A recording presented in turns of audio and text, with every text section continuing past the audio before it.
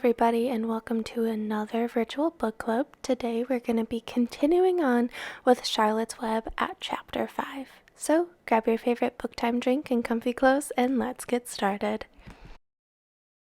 Charlotte's Web, Chapter 5, titled Charlotte.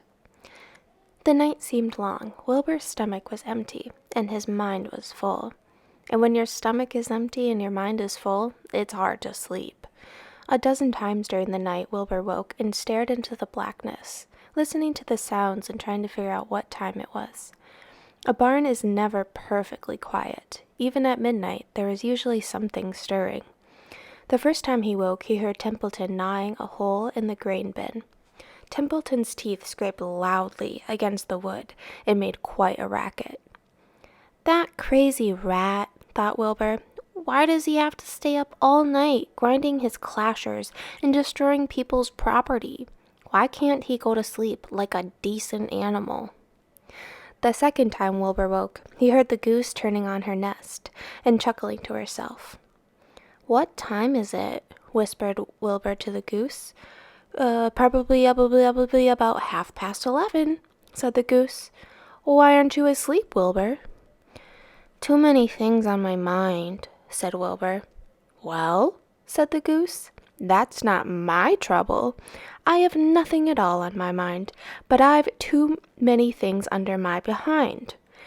Have you ever tried to sleep while sitting on 8 eggs? No," replied Wilbur. "I suppose it is uncomfortable. How long does it take a goose egg to hatch?" Approximately 30 days as told," answered the goose. "But I cheat a little. On warm afternoons, I just pull a little straw over the eggs and go for a walk."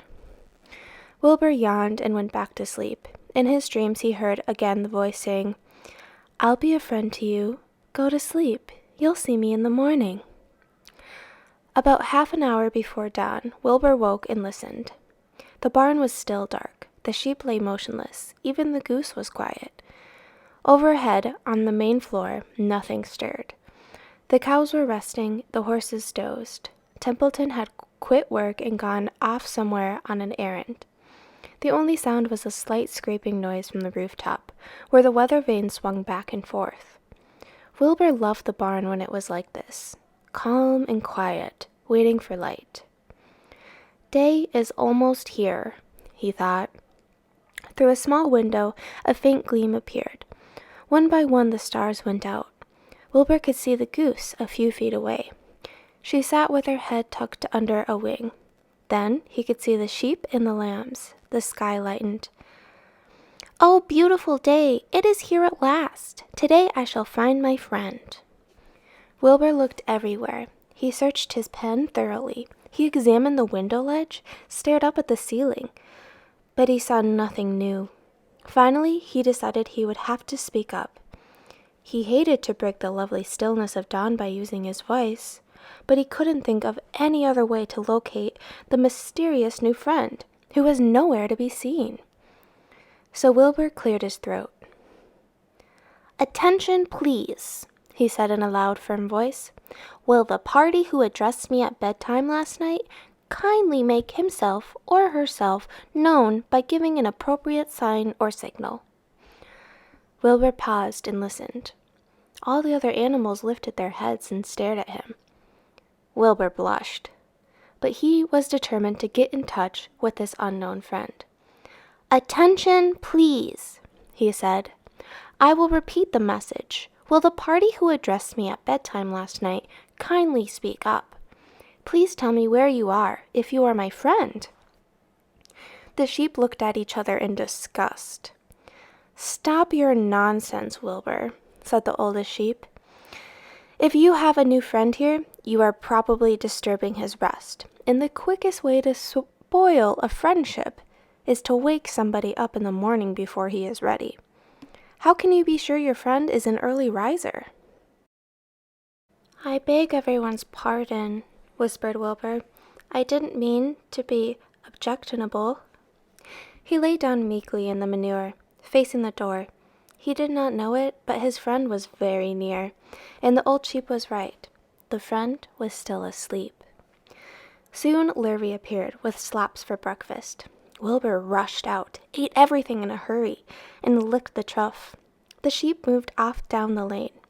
The gander waddled along behind them, pulling grass. And then, just as Wilbur was settling down for his morning nap, he heard again the thin voice that was addressed him that night before. "Salutations," said the voice. Wilbur jumped to his feet. "What?" he cried. "Salutations," the voice said. "What are they, and where are you?" screamed Wilbur. Please tell me where you are, and what are salutations?"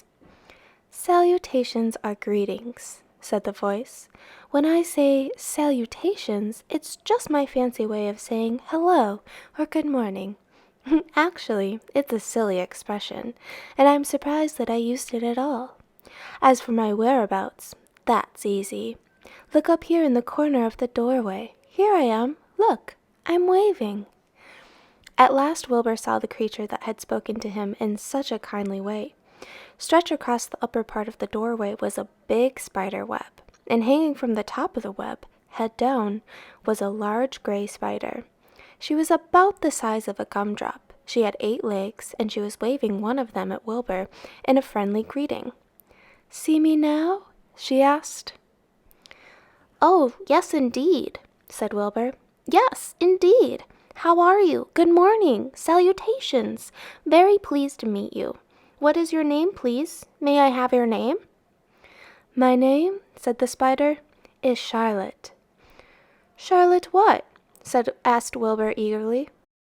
"Charlotte A. Cavatica. But just call me Charlotte." "I think you're beautiful," said Wilbur. "Well, I am pretty," replied Charlotte. "There's no denying that. Almost all spiders are rather nice looking. I'm not as flashy as some, but I'll do. I wish I could see you, Wilbur, as clearly as you can see me." "Why can't you?" asked the pig. I'm right here." "Yes, but I'm nearsighted," replied Charlotte. "I've always been dreadfully nearsighted. It's good in some ways, not so good in others. Watch me wrap up this fly." A fly that had been crawling along Wilbur's trough had flown up and blundered into the lowest part of Charlotte's web, and was tangled in the sticky threads. The fly was beating its wings furiously, trying to break loose and free itself. "First," said Charlotte, "I dive at him." She plunged head first toward the fly. As she dropped, a tiny silken thread unwound from her rear end. "Next, I wrap him up." She grabbed the fly, threw a few jets of silk around it, and rolled it over and over, wrapping it so that it couldn't move. Wilbur watched in horror. He could hardly believe what he was seeing, and although he detested flies, he was sorry for this one. "There," said Charlotte. "Now I knock him out so he'll be more comfortable." She bit the fly. "He can't feel a thing now," she remarked. "He'll make a perfect breakfast for me." "You mean you eat flies?" gasped Wilbur. "Certainly. Flies, bugs, grasshoppers, choice beetles, moths, butterflies, tasty cockroaches, gnats, midges, daddy-long-legs, centipedes, mosquitoes, crickets, anything that is careless enough to get caught in my web. I have to live, don't I?" "Why, yes, of course," said Wilbur. "Do they taste good?"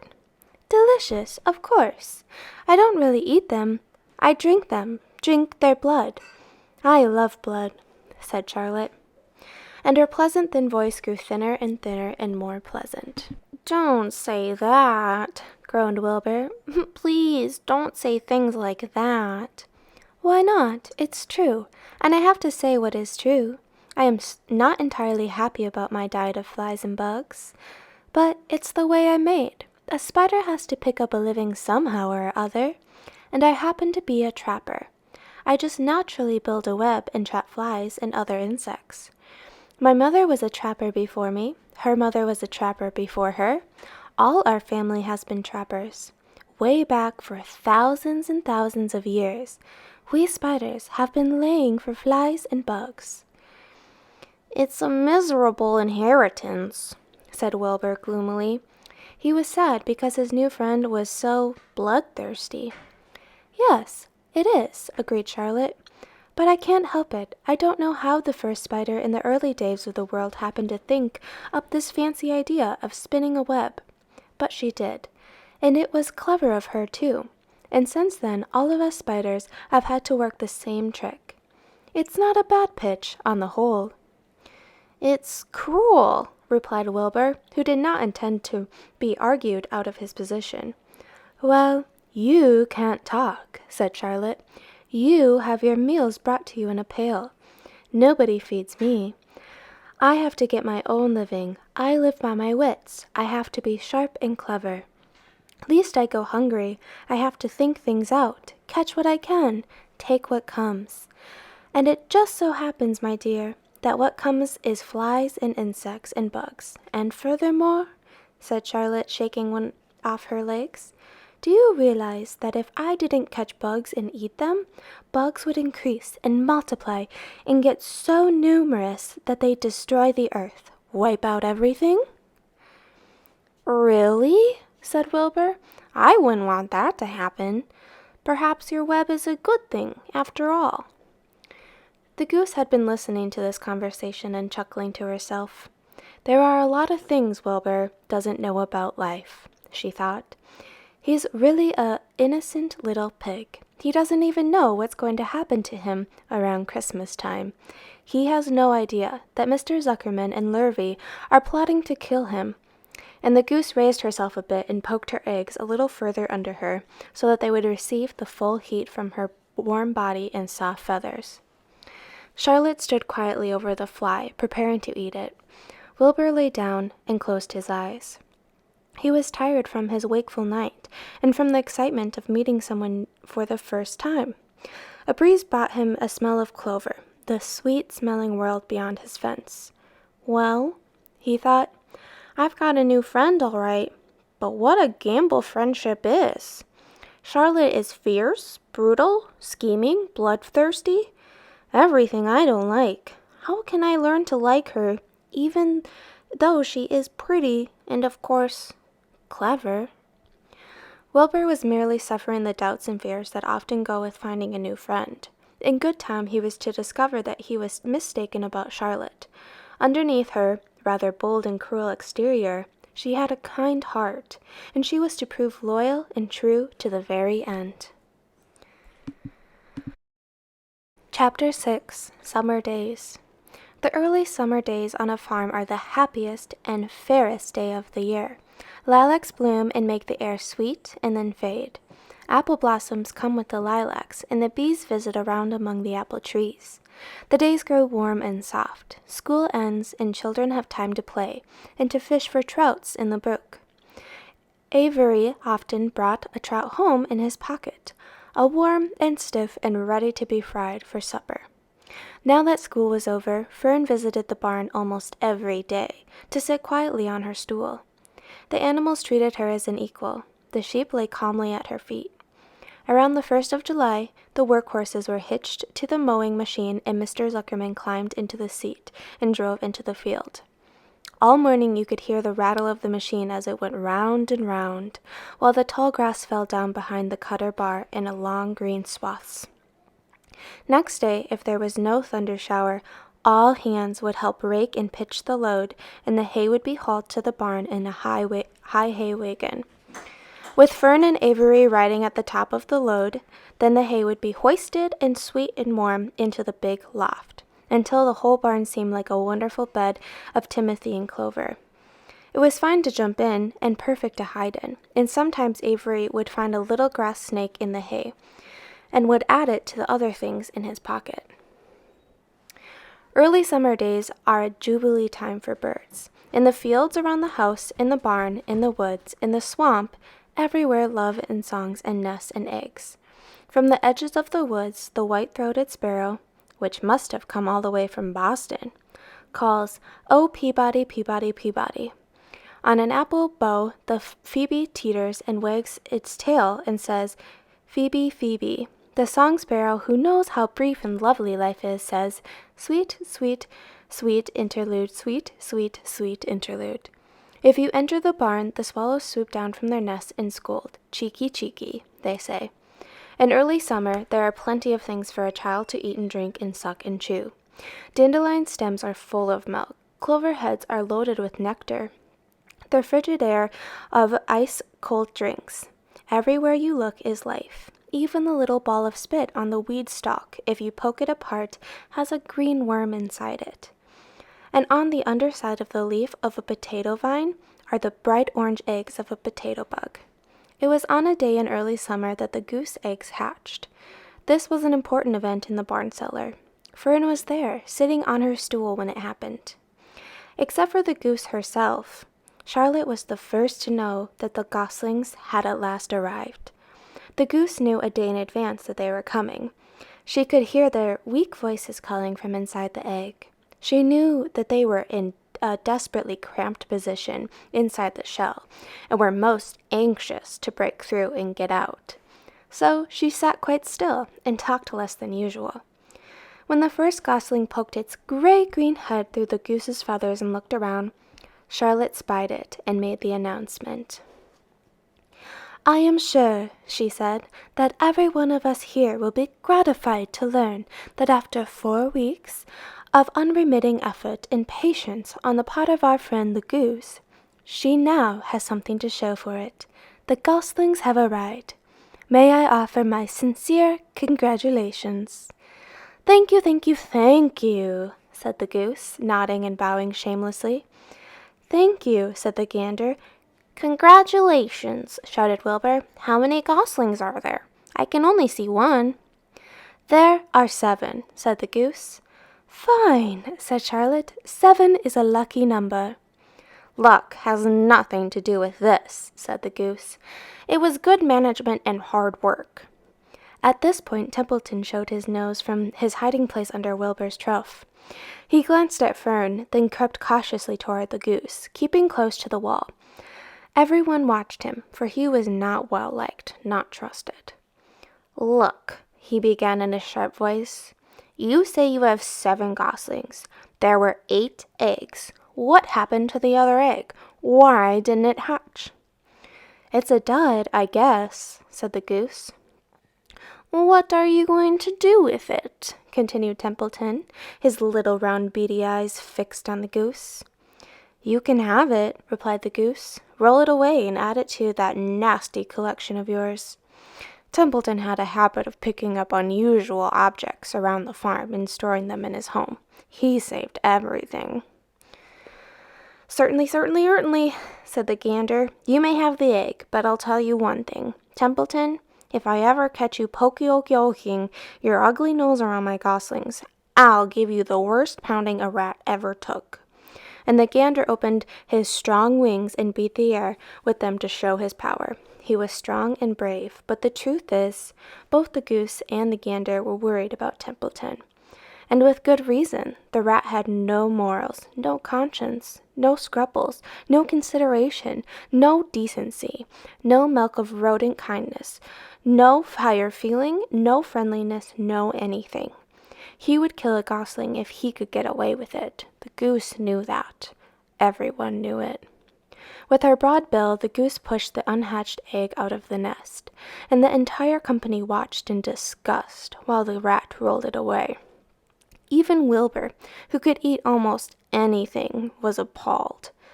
"Imagine what a junky old rotten egg," he muttered. "A rat is a rat," said Charlotte. She laughed a tinkling little laugh. "But, my friends, if that ancient egg ever breaks, this bar will be unattainable." "What's that mean?" said Wilbur. "It means nobody will be able to live here on account of the smell. A rotten egg is a regular stink bomb." "I won't break it," snarled Templeton. "I know what I'm doing. I handle stuff like this all the time." He disappeared into his tunnel, pushing the goose egg in front of him. He pushed and nudged till he succeeded in rolling it to his lair under the trough. Late that afternoon, when the wind had died down and the barnyard was quiet and warm, the gray goose led her 7 goslings off the nest and out into the world. Mr. Zuckerman spied them when he came with Wilbur's supper. "Well, hello there," he said, smiling all over. "Let's see. 1, 2, 3, 4, 5, 6, 7. 7 baby geese. Now isn't that lovely?" Alright, everyone, that's everything for chapters 5 and 6. I hope you enjoyed today's chapters, and I can't wait to see you next time. Bye!